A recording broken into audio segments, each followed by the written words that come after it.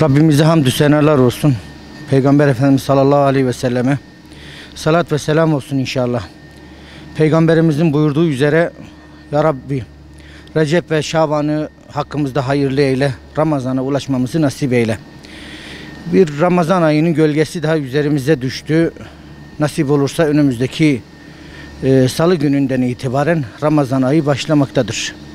Biz de Ulu Cami'de, Ulu Cami'nin imamı olarak, çalışanları olarak, görevlileri olarak Ramazan'a hızlı bir şekilde, iyi bir şekilde hazırlanabilmek için elimizden gelen gayreti gösteriyoruz.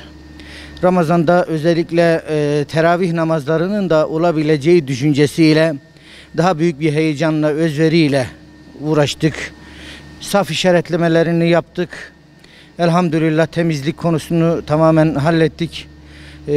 Yapabileceklerimiz, cemaatimizin rahat edebileceği temiz, nezih bir ortamda namaz kılabilecekleri bir alan oluşturmaya çalıştık. Gerek dezenfektan boyutunda, gerek caminin temizlik boyutunda, gerekse safların sıklığı, düzeni boyutunda elimizden geldiğince hizmetlerimizi yapmaya çalıştık.